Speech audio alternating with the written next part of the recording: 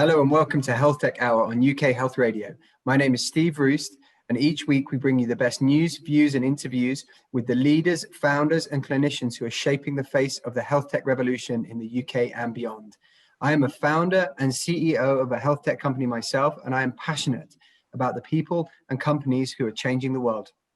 Before I introduce this week's guest, as always, I'd like to remind you to please follow us on social media. It's at HealthTech Hour, and also please follow UK Health Radio, which is at UK Health Radio, to stay on top of all of the great content that's coming up on the station. So on to today's guest, Keshav Sankla.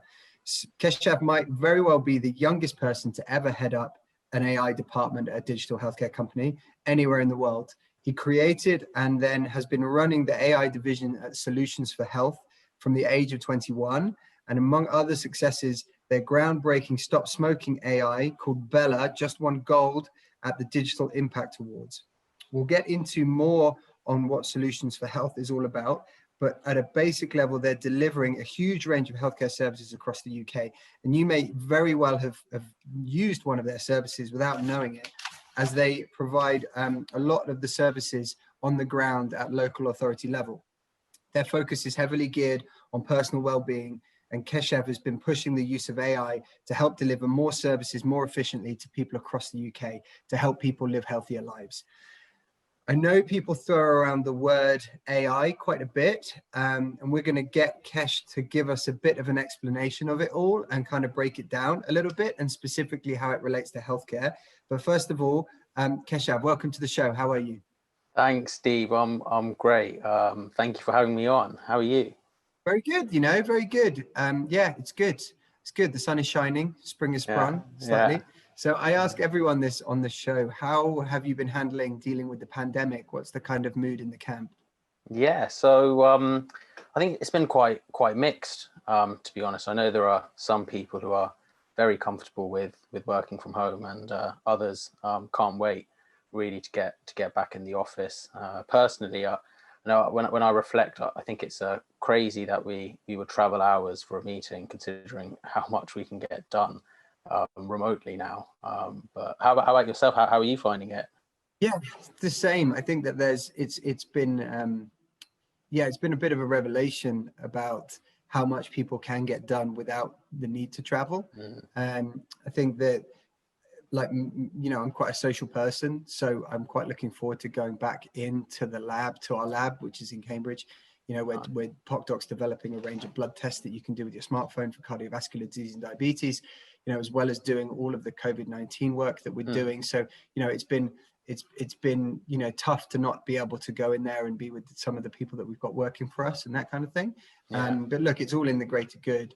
And what has been, we had a baby actually in November. Oh, so congratulations. I think what's been interesting of during the time, I don't know whether you felt the same thing, but the world's changed. I mean, before COVID, there was a bit of a stigma about children running into work calls and, all that type of stuff. Whereas now that's just like gone. I mean, our new baby's been on, goodness knows how many work calls. Nice. No, absolutely. I think we've all managed to kind of connect a little bit more deeply. Kind of obviously you're inside each other's kind of homes and rooms, and yeah, definitely it's been very interesting. Yeah. And from you and your team, have they been comfortable working remotely? Has that been okay? I mean, because I imagine you're very geared around the digital world anyway. So, given your subject matter. Yeah. It's a bit of a mix, to be honest. So our technical colleagues are really happy. They're always working kind of remotely anyway. They were, very comfortable working from home. Some of our kind of public health colleagues are more keen to get back in the office and kind of be around people again. I know obviously our colleagues who've had children and they've needed to kind of put up with homeschooling. That's been a little challenging, but obviously schools are back, so they're a lot happier now. So as regular listeners will know, the show, generally we do the show in 3 parts, which I know we talked about before, but just to remind you and everybody, the first part is more of an origins kind of thing. So how did you get to be doing what you're doing? The middle part is what you're doing right now, which is changing the world of healthcare specifically. And then the final bit is what's coming in the future. And then, whether or not we want to kick around a few additional topics if we've got if we've got some time. But actually what I'd like to do to start with, before we get into your story, I want to take a step back and just cover off some basic explanations, if that's okay with you. Yeah. Just so we can kind of set the groundwork before, we dive into all of these things, and then, we have lots of kind of terminology flying around. So when people talk about, or what do you believe is meant, or what do you mean when you talk about AI, so artificial intelligence? What does that mean to you, and what do you think it generally should mean to people? Yeah, so kind of artificial intelligence obviously is captured the imagination of a lot of people now, and it's been around for a long time, but recently the advances in kind of computational power and the data that we have, I think something like 98% of data has been created in the last 2 years, which is Wow. incredible.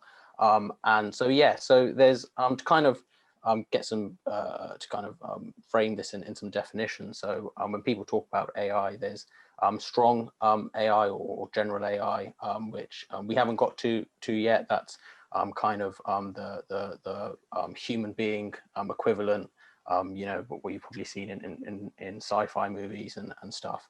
And that's probably a little bit off that. But then there's kind of narrow AI, that is domain focused, that's algorithms used for a particular task. We can see it sometimes it's everywhere really on if you watch Netflix, kind of recommendation algorithms on Amazon, on Facebook, it's really everywhere. So there's even within kind of the space of narrow AI, there's a range of kind of complexity on that landscape. You can get for some kind of conversational AI, you can get flow-based kind of systems, which a lot of people use the term rule-based systems, which I'm not kind of particularly keen of, because essentially everything is rules, right?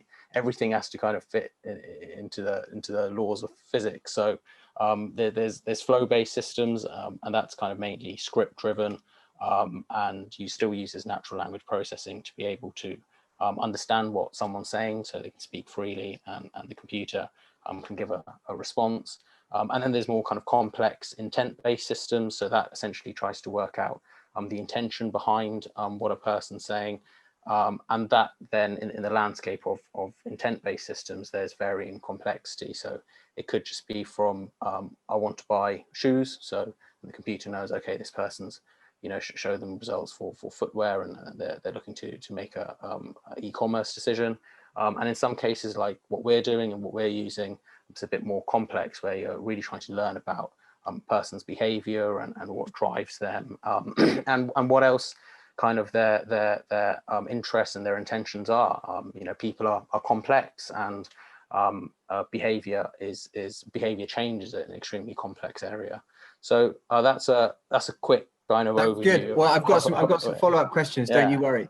So, what I guess one of the questions I have is, where's that boundary between basically a decision tree, which you can program, which says, well, if the user says this, do this, and if they say that, do that, which I don't think anyone would really class as kind of artificial intelligence. That's almost like a pre-programmed question response. Where's the boundary for you between something like that and what you might call narrow AI, whereby, for like within, your products were doing it within smoking, but within a particular category, where does that boundary sit?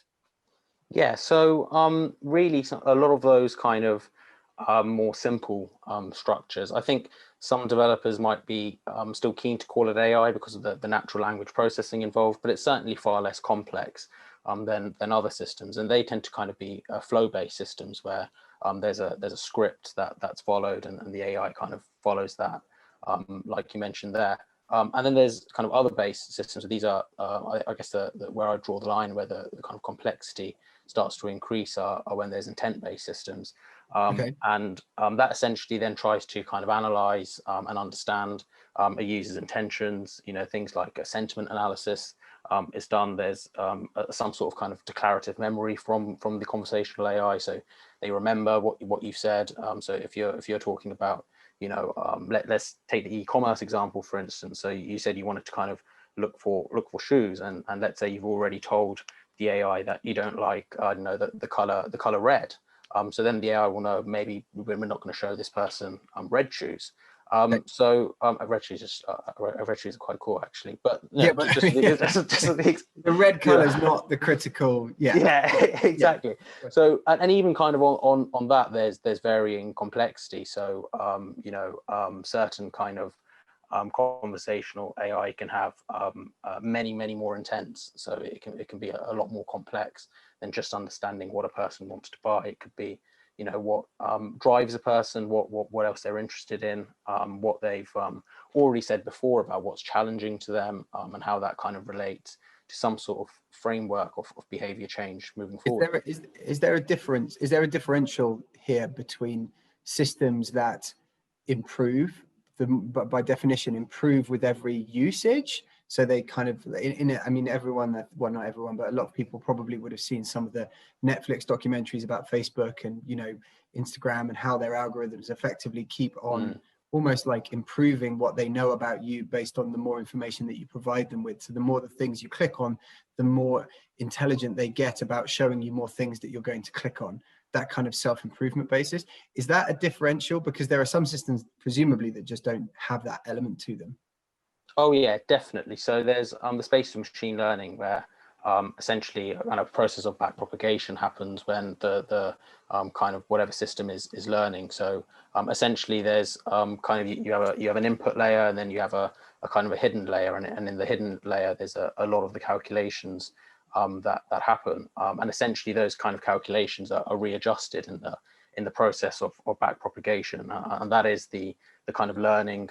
So for example, if we find out many more people like a certain type of movie or a book or TV show, then they'd be kind of recommended those stuff. So it is certainly it's a kind of wide, complex area. I think the most important thing really, and this is something I kind of talk to other kind of leaders about when they're installing AI, is really not to focus too much on the technology itself, but on what you actually want to do. And then you focus on your kind of goals, right? If AI is a solution, what's the problem? And you kind of start off at that problem, and then you try to pick the most kind of elegant or appropriate algorithm to be able to do that. So yeah. Okay.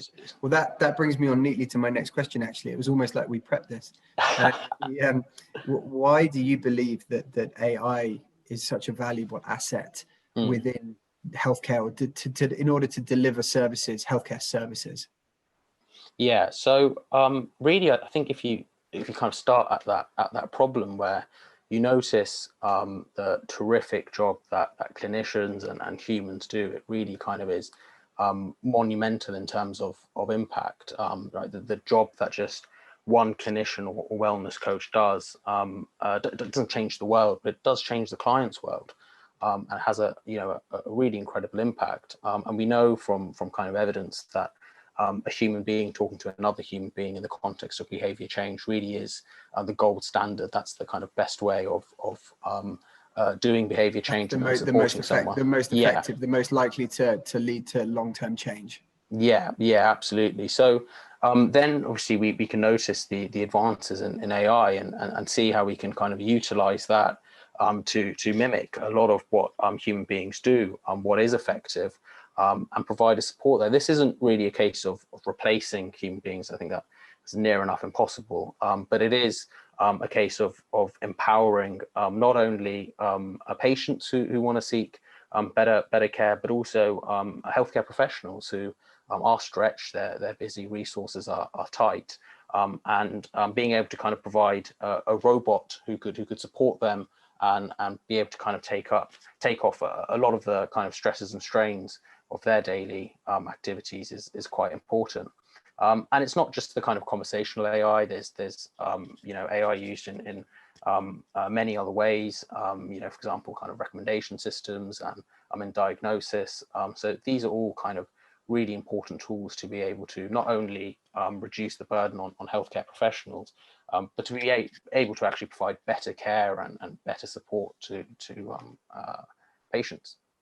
So for you, is it there's a range of problems where AI can help within healthcare. Some are on the well-being end, where it may be more around. It sounds like you think it's more around creating more capacity in the system. You know, each AI-based interaction might not be necessarily as effective, but it's far more scalable than hiring more clinicians. Is that what kind of on that end of things? Yeah, absolutely. And there's also trying to engage with people who wouldn't, normally engage with the traditional service. There's a kind of a lot of background issues that people can face when they go and speak to a person.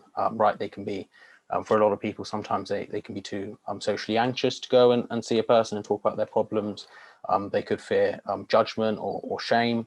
And those kind of things disappear when you're still having the conversation, and you're still having the kind of interaction with a robot that a person would kind of go through. But of course, the kind of judgment and all of that disappears.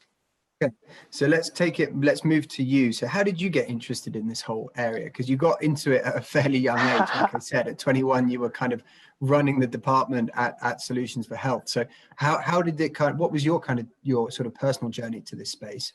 Yeah, so well, I've always been kind of interested in technology and philosophy, really, not kind of theology or semantic philosophy, more questions around eudaimonia and flourishing and what it means for one to live a good life. And when I was growing up, there was social media was emerging and Facebook was growing, and the iPhone was out, and so there was a lot of stuff. It was an interesting period growing up. I mean, was that the same kind of similar experience for you, or how had you really grown up before the domination of our latest? Well, I mean, I got my first phone when I was 16. And it was a nice Ericsson flip phone that just about managed to do text messages.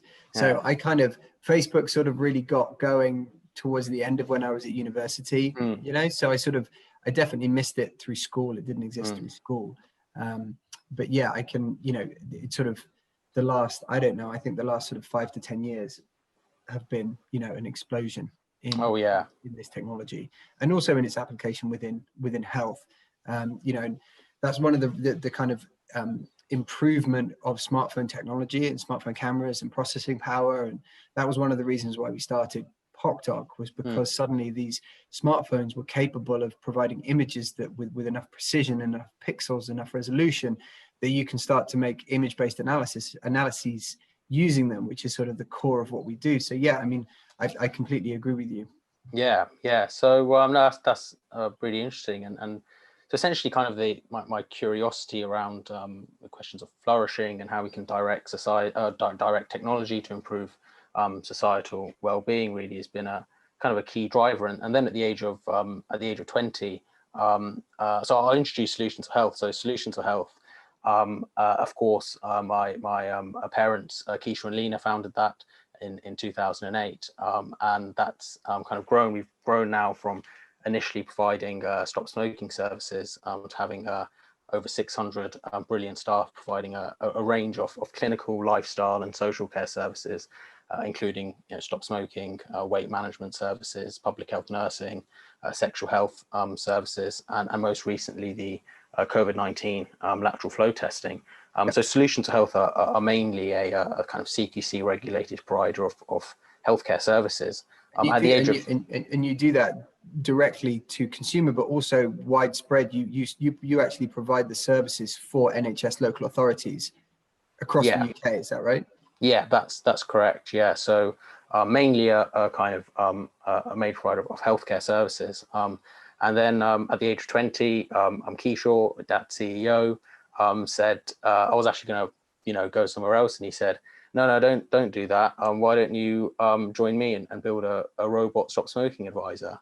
I said, what, a robot stop smoking? That's obviously believed enough in my technical abilities to be able to execute this. And I thought, I mean, we had a discussion about kind of reducing and tightening public health budgets and the need for a scalable and evidence-based service, and of course, Solutions4Health have been providing stop smoking services for more than a decade. So we had Right. kind of amassed a lot of kind of data and insights, as well as our 200 stop smoking advisors. And so we knew kind of how to help someone quit smoking, and doing that for a long time. So really it was a case of kind of getting on with it and building it. I mean, Kesh obviously, believed this, I could do this, and it was a good idea. He believed in me. I'm not sure many other people did, to be honest. I remember I remember the most common thing I was told while at the start of the project was, Kesh, even if this doesn't work out, we still believe in you, which I'm not sure was a compliment. Yeah, it's like a backhanded compliment. That is. Exactly. But to be honest, it was actually for probably good reason, that there was nothing like a behavior change robot out there. A lot of the kind of, and still is, a lot of the conversational AI, like we were talking about earlier, is kind of flow based, and still very kind of. When you say flow based, just so everyone kind of understands, do you mean almost like a bit question and answer? So the AI has when you say something, it has a series of almost pre-programmed responses. Yeah, absolutely correct. And also kind of other conversational AIs weren't ever trying to engage in a sort of deep and serious way with a user to try to change their behavior, to learn more about them. It was a case, to show kind of shop closing and opening times, or to kind of deal with a complaint. It was. Yeah, exactly. So it was completely different, and kind of even as we were building this, experts, very smart people were advising us that this might be technically a bit kind of too challenging. You might not really be able to create. And what were those? Were those challenges because you were trying to make it in a different way? So were you trying to make it in a free text kind of way, or what was the challenge? Yeah, exactly, really. So we have an open text box on Bella, which really means people can say whatever they want. And of course, Bella asks very kind of open-ended questions like, why do you want to quit smoking, and how are you feeling about the next week, and what challenges have you gone through? These are kind of questions that can really elicit any sort of answer from a user. And the kind of the advice was that, how on earth are you going to manage this, right? And why don't you just give kind of pre-selected options for the user to pick from? But of course, when you're trying to build a behavior change robot, you need to be able to ask these kind of open-ended questions, because if someone wants to quit smoking for financial reasons compared to health reasons, the journey and the conversation and the advice and support they need is completely different. If they've had a if someone smokes a pack of cigarettes a day, and they've gone 2 days without smoking, that is an incredible achievement. Yeah, and someone who maybe only smokes socially, going 2 days without a cigarette is probably a little bit easier for them. So being able to kind of provide, and this is what the human advisors do, being able to kind of personalize the evidence base. And I talk. Sorry, go on. So no, I was going to say humans can kind of parse that stuff instantly, right? Yeah. You don't need to kind of explain it, right? So trying to mimic that must be extremely hard. Absolutely. It was very very kind of challenging, kind of enormously challenging to build, because there's kind of all the things that human advisors do, like normative feedback, which is essentially they've a client has done something, or said something, or kind of reflected upon something, and then the advisor there needs to kind of give them feedback in the context of their a goal and their journey. And then there's things like identity change, trying to get people to think of themselves as an ex-smoker or as a non-smoker, rather than trying to thinking about themselves as someone who's giving up and who hasn't smoked for a couple of days. And well, of course, human beings are still, the best at doing that, and AI's still improving. But it was, extremely kind of complex. To sum it up, really, kind of sum that period up. I was talking to our BDM at Microsoft, and of course we can't do this stuff on our own, so we work closely with Microsoft. And I remember it was a pretty standard conversation, and at the end, I remember this because it was a day before my birthday, and he said, "Kesh, are you going to be free on the 24th of May?" And I said, "Oh, I don't know, maybe, what's up? And he goes, well, Satya Nadella's in London, and he wants to have a round table with people doing interesting things on Azure. So I was like, yeah, definitely, we'll be free. Yeah. Just so everyone knows who is Sachin.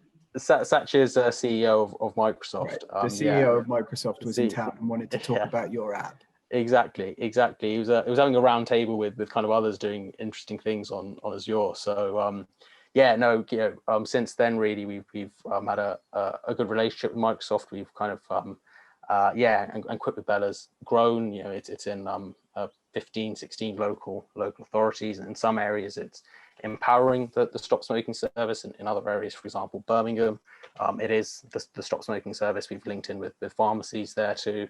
So kind of, that essentially became the start of the AI innovations division. And as that, as kind of Quit with Bella grew, I started to become more active on the AI scene, started kind of speaking at events and advising SMEs on implementing their own AI strategies. It was interesting. I mean, we spent a long time, smashing through brick walls, and after a while you notice where the doors are. So, kind of pointing that out. Way to put it. So when you first, because obviously as Solutions4Health, up until this app was purely face to face, right? I mean, very traditional healthcare provision. Very impressive, scaled very, very nicely across the UK. But were there people in the organization who thought that it was the wrong move, that it wasn't necessary, or that it wouldn't succeed? Like, what was the reaction on the ground when, people were talking about this project? Yeah, so I think I'm not sure they might have said we didn't think it was going to work. I think it was more kind of initially, especially people around me, it was a disbelief that this would become something that's important and would actually shape delivery, not only for kind of ourselves, but of course for local authorities, and start kind of thinking about how we could actually change delivery to be more effective and to reach out to more people. It was a genius idea from Kesh, and I think not only was the idea genius, but getting it's a great way to kind of manage costs when you get your son to execute it. So yeah, I can see what that means. I keep it in the family and keep costs low. So what with the when you, because obviously there's sometimes you said that Bella is sometimes used as the service, or sometimes it's an additional, but like on an individual basis, maybe just talk me through, or talk everyone through. I'm a smoker. I want to quit. I live in Birmingham. What happens? Yeah. So, for instance, in Birmingham, the kind of local authority also commissions out GPs and pharmacies, but there's no kind of actual like stop smoking service. And in other areas, there's a kind of dedicated physical stop smoking service. And in Birmingham, essentially, a user can get referred to Quit with Bella, and then when they're on Quit, when they can be referred by their GP. They can be referred by their GP or their pharmacist, or also we do a lot of promotion of Quit with Bella anyway in Birmingham. So they can find it. Most people, to be honest, find it actually through kind of social media. It's they're already on their phone. They're probably not that interested in going and seeing, especially during COVID, going and actually seeing a physical a person for support. So they kind of come across Quit with Bella, and once they download it, so we always kind of localize the experience for each city or town. So they'll go in. We'll know they're in Birmingham, and in Birmingham we've linked in with the pharmacies to be able to provide the pharmacotherapy support. So the pharmacotherapy support really is helps people to quit smoking kind of in a much more effective way. I think your 4 times.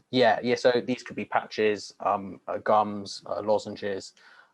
So I think you're 4 times more likely to quit smoking if you also use medication as well as behavioral kind of specialist support. So we give that option to people in Birmingham. They can talk to Bella. So Bella, just like a human advisor, does the Fagerson test for nicotine dependence. So that basically is learning and understanding how dependent somebody is on nicotine by asking them a series of questions. That's like a sign-up questionnaire so that you can baseline everyone. Exactly. Yeah. So you kind of find out, how, if they have a high, medium, or low dependence on nicotine, and therefore you can recommend the most kind of appropriate pharmacotherapy. And that's what, Bella does. And then a user has the option to redeem a voucher, which gets automatically sent to a pharmacy in Birmingham, and they can walk up in that pharmacy, show them the voucher, and pick up their medication. I mean, so that's kind of in Birmingham. In other towns and cities, it's a little bit different. We kind of link in with the physical stop smoking service, and it's, advisors are also using it to kind of help more people. So, yeah. On an ongoing basis though, so I've downloaded the app, I've done the questionnaire, I've got the voucher, all good.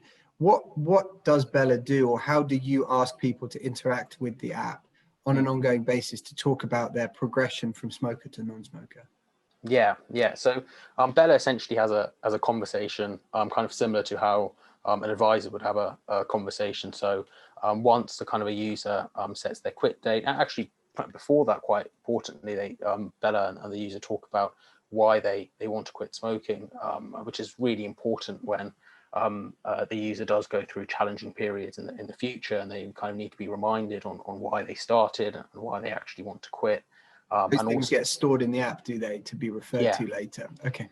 Yeah, and also it kind of informs the journey that the user then has with Bella. So if they are wanting to quit smoking, for instance, because of an operation, sometimes so in Wales we're using it in a clinical setting where doctors and nurses are prescribing quit with Bella to patients before they go into a hospital and before they go into an operation and they need to quit smoking.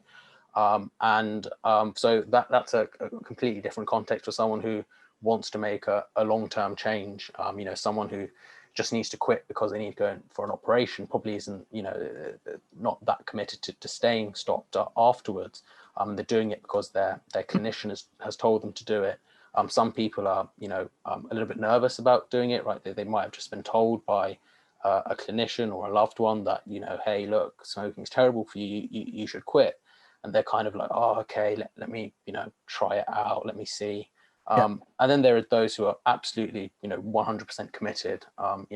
They may have stopped before and they've kind of relapsed, or they are absolutely committed to stopping. So all of those kind of different levels of motivation impact how Bella then engages with the user. And then they go on to talk about, other aspects. For example, like what's coming up in their day, what things they might find challenging. Does Bella prompt them to do these things, or are you asking? Are you sort of? I guess how much are you relying on the user proactively thinking, "Oh, I'll talk to Bella now," versus Bella saying, "Hey, it's been 2 days since you opened the app. What's going on?" sort of thing. How do you find that balance? Yeah. So really, we kind of leave it up to the user in terms of how they want Bella to engage with them, right? Because we know kind of people are different. Some people don't want to be bothered by Bella. They turn notifications off. They want to talk to Bella when they want to talk to Bella. So in the conversation, Bella will ask questions like, how were the last few days, or have you got kind of upcoming challenges in the next week? So it's up to the kind of user then to engage with Bella and talk about that. And some people love the notifications Bella sends. So Bella will send a notification saying, Steve, how are you feeling today? Or remember to smile. Remember to enjoy the experience of becoming healthier. So there's kind of different ways we do that. Okay, and why, out of interest, right? Did your I guess your father and your boss? Why did he pick, of all the services that you provide, which are so varied? And arguably quite a lot of them might be well suited to an AI solution. So I know you do a huge amount in well-being, in healthy eating, in exercise, in cardiovascular health. Why did he? What was there a particular issue or a particular opportunity within smoking that lent itself to this solution first? Yeah, so you're definitely right. Smoking was the first kind of application that we did. And we probably had probably say that the most amount of experience with smoking cessation, and also, to be honest, it was a kind of great place to really kind of get a proof of concept of being able to synthesize expert insight and data, as well as kind of advances in technology. But now, yeah, as kind of, you know, linking on to what we're doing now, really. So we can now have a wellbeing suite, and that kind of has something for everyone. So it covers the early years from 0 to 5. We have something from ages 5 to 10. We're building something for teenagers, secondary school students from 11 to 17. And then we've got, you know, healthy habit applications for adults too. So the aim is to have now something for everyone, really, and to be able to provide well-being solutions that are holistic at scale. Okay. And I know we're going to come into some of those services a bit later in the show, but why did was there something that happened where you guys felt like an AI would really help within smoking? Was it, going back to the beginning of the show, was it because you realized there was a need to scale services beyond what was currently available with the face-to-face opportunity, or was it more recognition of a need to provide services to local authorities more efficiently, or what was the kind of, you know, what was the background to that decision? Yeah, so kind of a bit of both, really. You know, we still live in a time where 70% of smokers who smoke want to quit. So that's a pretty large number. You think about any kind of product, you know, 70% of those people using that product want to stop using that product. Yeah, and it's interesting. I think there's surveys done by ASH, so ASH Action on Tobacco, and I think they did some surveys in recent years, which showed actually as kind of the smoking prevalence reduced, the demand for smoking cessation services increased. So even though less people were smoking, there was actually a greater demand for people to have. So more of a momentum, services. Right? When people see other people quitting, there's more of a momentum for them to quit. Yeah, absolutely. And there's been a huge kind of culture change as well. Obviously, that's been impacted by a lot of the kind of campaigns that kind of health authorities do. But there's kind of, there used to be a time where smoking was cool, and actually even kind of before that, you know, even in like the 1930s to the 1950s, you know, if the doctors were recommending smoking, right? If you went healthy. Yeah, exactly. If you went to go see your doctor, and you had a complaint, you know, the doctor would say, "I know your problem. You're not smoking enough." So, you know,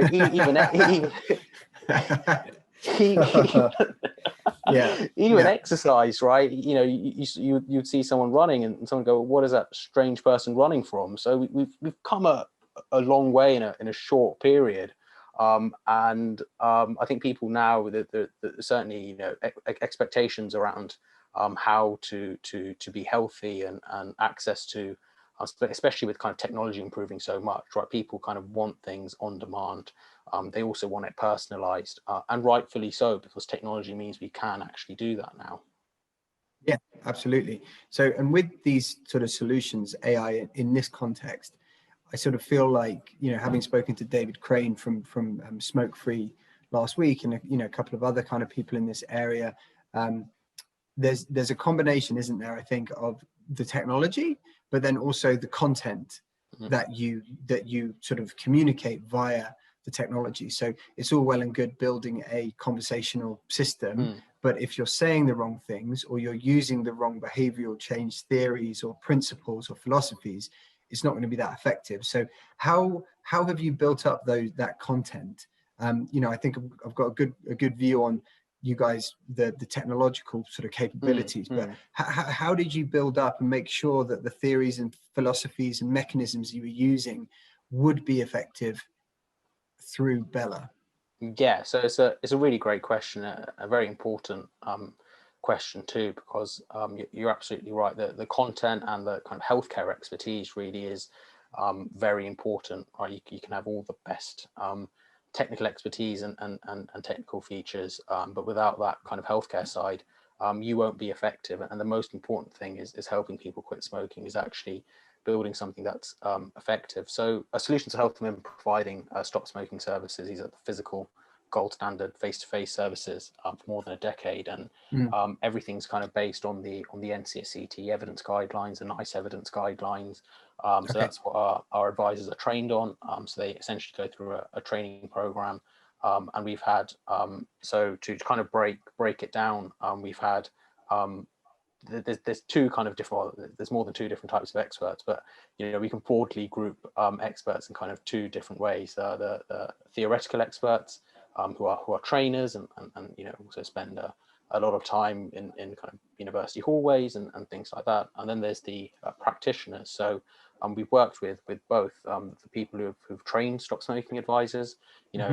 Shout out to, I'm not sure if they're listening, but shout out to people like Jennifer and Jarush, who are national trainers, and then they're absolutely, they've trained literally hundreds of advisors, and they've kind of played a big part on training Quit with Bella, training Bella, and then we also have, which I think has been the most kind of exciting part actually, is also getting insight from our stop smoking advisors, people who are practitioners actually doing the job day in, day out, helping people every day to quit smoking. And when you talk to them, you learn different kind of techniques that they do, and also kind of how they deal with different sorts of people, people who are maybe more nervous, or people who say different things, or have different kind of motivations and different kind of feelings of confidence, and kind of understanding the choices of kind of techniques that they use has been really important. So it's the theory, it's the then the theoretical experts, and combining that with the actual practical insights. And kind of following on from that, how do you monitor the system? I think maybe it's obviously, within stop smoking, it's not necessarily quite as clinically critical as if you were using AI in a different setting, like, for example, I don't know, to advise people about what medications to take, or as part of, I know that, there's a lot of use of AI now in analyzing MRI scans, so that in theory, they are as effective or more effective than doctors at finding tumors and things like that. But how do you monitor the system to make sure that it's not giving wrong or less than desirable responses to people?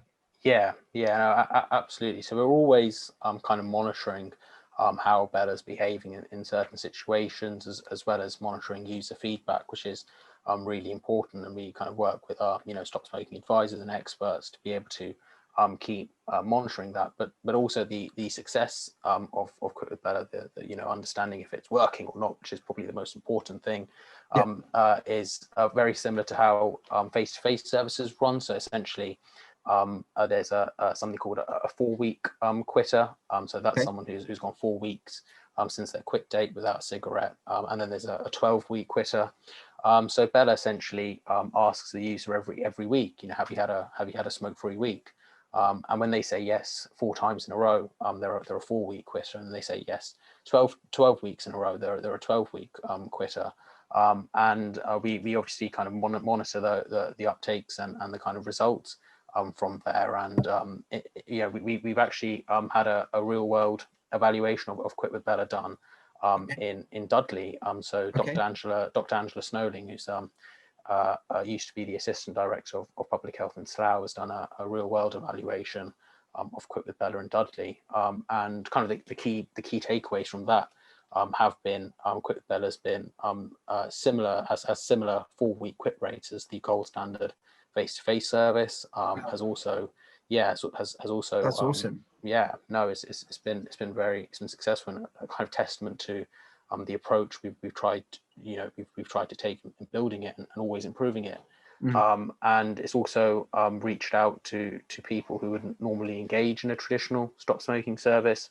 I remember speaking to a pregnant woman who was using Quit with Bella to quit smoking, and she was telling me, look, I get that I shouldn't smoke, or I get it's bad for me. I just fear the judgment of going to see a human advisor who will look at me and think you're such a bad person for smoking while you're pregnant. And she's found kind of the support and guidance from Bella has been really important in helping her give up. And then obviously the kind of last takeaway really is, I guess, quite an intuitive one. It's been obviously more cost effective than a traditional stop smoking service. And we're always improving Bella based on kind of feedback we get from users. One of the key pieces of feedback we got was, okay, I can talk to this robot expert, but I also want to engage with people who've gone through what I've gone through. So we've also built Bella communities. That's a community of Bella users supporting each other, and yeah, that's improved kind of its efficacy. So that's quick with Bella. One of the previous guests we had on the show, Katrin Folkend, she's founder of Perla Health, which was an app-based approach to PCOS, polycystic ovary syndrome. And I think, and there was another person we had on called Max Kirsting from Regimen, which is an app-based way to deal with erectile dysfunction, said exactly what you said, which is the digital delivery of healthcare allows people to engage with healthcare where otherwise a stigma or a shame would put them off from actually going to get treated and getting care for that condition.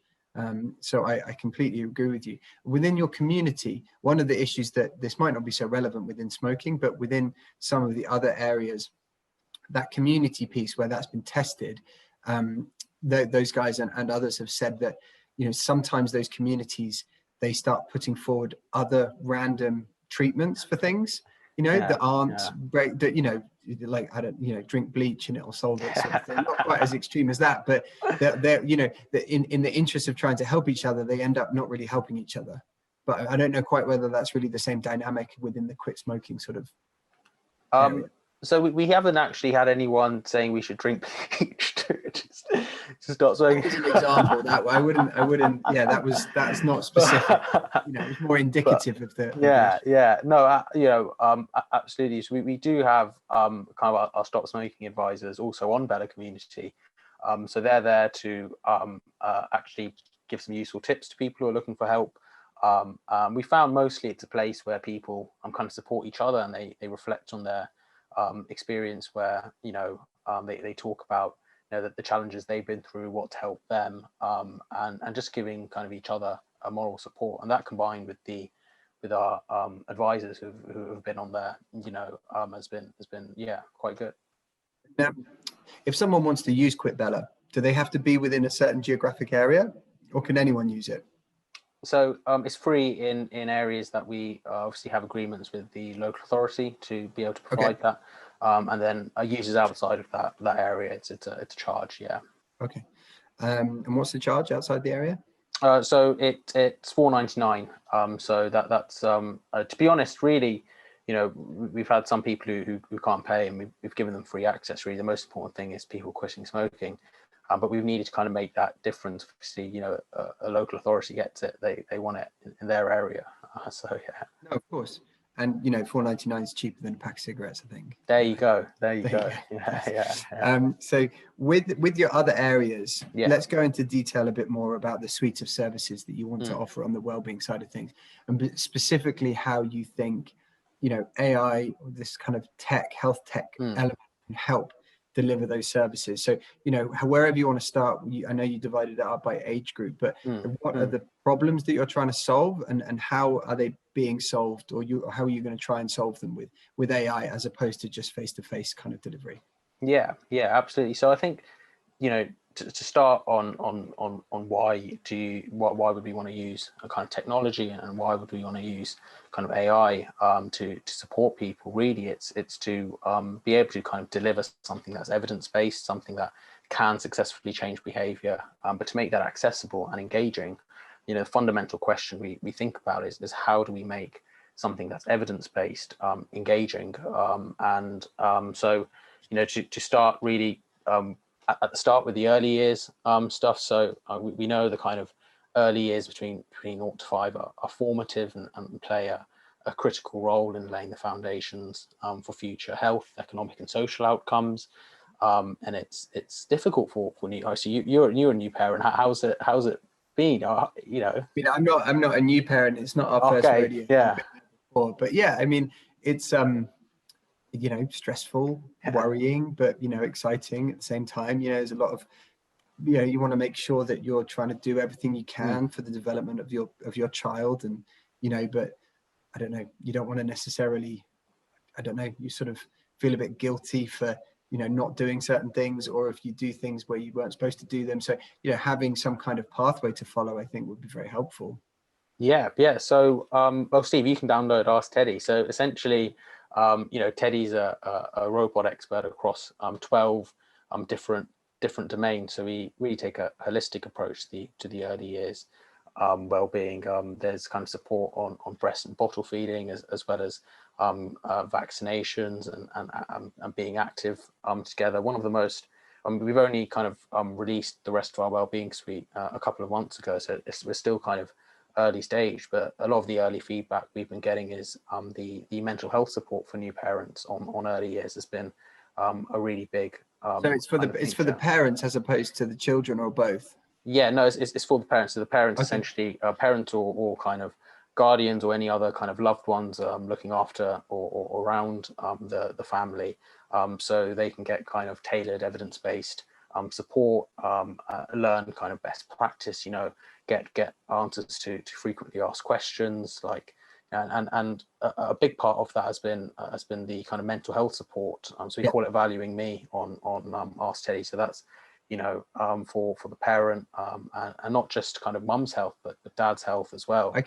can definitely see where for first time parents, like that would be really incredibly helpful. Not to say it's not helpful, for other parents, but particularly the first time when anxiety is an all-time high and knowledge is at an all-time low. Something like that would be helpful, and that's available to everybody, is it, or is it still within the local authority? Yeah, so kind of all ours are kind of within a local authority area. So it's live in Thurrock and in Slough, but so it's also been quite important for not just of course kind of parents, but kind of people around the parents, right? It can be sometimes extremely stressful for the parents, but sometimes they might not be getting the support from others around them, or they may be getting told some advice that's not as helpful. It might be, a grandmother saying, "Oh, I did this back in my day. I think you should do it too." And so and a lot of, obviously, there's a shortage of nurses in general, and we know GPs are stretched, and they do get a lot of questions that like, how often should I weigh my baby? Can I weigh my baby again? And there's a lot of kind of concerns and natural questions and concerns that parents have that Teddy deals with. And there's a huge kind of 9.5% of reception age children are obese. The UK has recently lost its measles-free status due to a fall in rates of MMR immunizations. Vaccination trust more broadly is kind of out.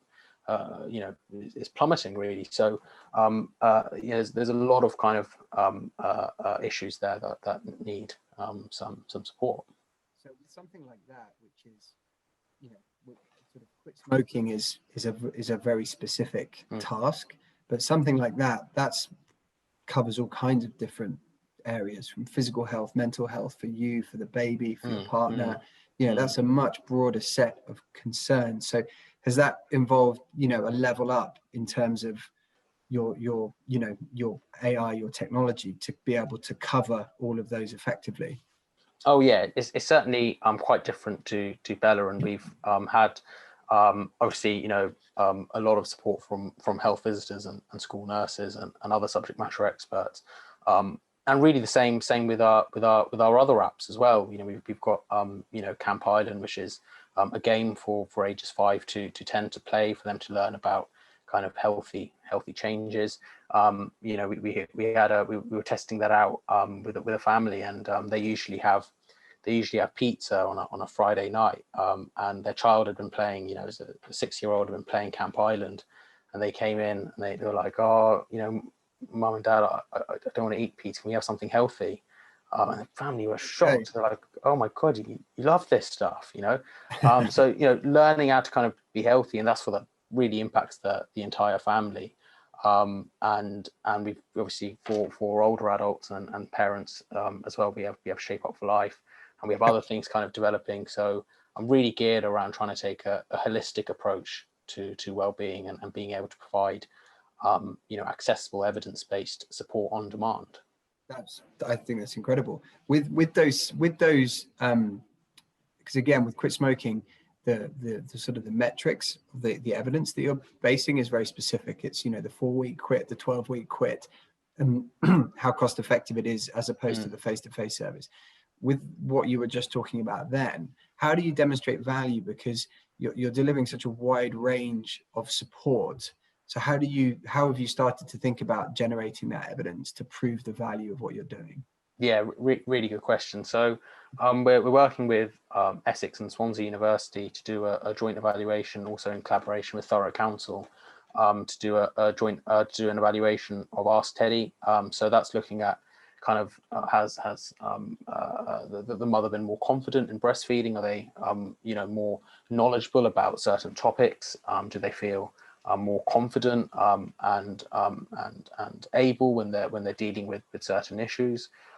So a real kind of mix of different kind of quantitative and qualitative measures of a success. And you deliver, and we've got to wrap up in a minute, so I just want to ask one final question. But you deliver services to workplaces, is that right? So wellbeing services within workplaces. Why should workplaces focus on wellbeing services in addition to all of the other things that they've got going on? Why should they invest in those? Yeah, I think it's so important for not just local authorities but for workplaces to really look after their people, right? If you care about the outcomes that you care about, you want to get your people to be as healthy and as happy as they can be, not only to kind of create a culture of care and nurture, but also to retain your talent. I've heard stories of people leaving their workplace because they didn't feel valued, they didn't feel like their workplace cared for them. I heard a story from somebody who came from maternity leave and they were working at an insurance company, and they left because they didn't feel they got the support that they required. And they're talking about, if my workplace had given me something like Ask Teddy, that would have made a huge impact to show that they actually care about me. And when you can care about people, that you can get them giving back to you too. Perfect. Well, look, on that note, Keshav, thank you very much for coming on the show. Much appreciated. Thanks for taking us through the world of AI and all the incredible things that you at Solutions for Health are doing. I wish you all the best. It sounds like you're doing incredible work. And yes, and thank you very much to everyone for listening. Thanks, Steve.